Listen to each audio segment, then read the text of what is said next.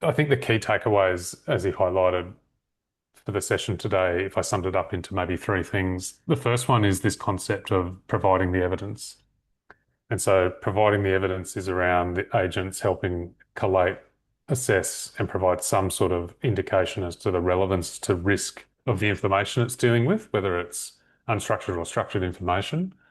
And that connection with then a person to do something about it is retained. So you've got an evidence trail or an audit trail of what the agent did, what it produced, and then what the human did with that.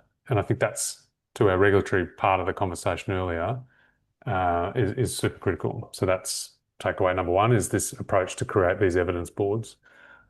Number two, as Jordan talked about, is the integration of different types of things that are appropriate for the situation. So there was an example where Jordan was saying this is like a co-pilot interface where you're asking questions, but behind that can be processes that agents are executing, which can be as simple as fetching information and right through to much more complex tasks. And so I think let's say it's a blend of the right technology to get the right process happening for the person who's in front of the system. So that's the second one. And then I think the third one is around the reimagining to an extent of the investigation process, whether we're talking about KYC, CDD, TM, etc. The general construct has been, um, you know, alert triggers, it's triaged, it moves. If it moves forward in an escalation, it's further investigated.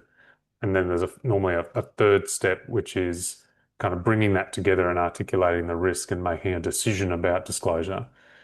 And I think what you can see from what Jordan showed is that we envisage that that becomes a much more condensed process. Now, today we've only talked about the investigation side of it, but we don't have time on this call to talk about the model risk management and the detection piece.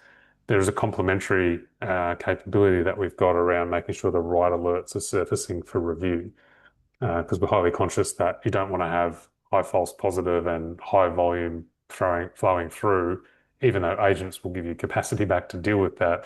You're still dealing with lots of things that aren't kind of risk relevant. So those two things are intertwined. We just haven't had time to discuss that today.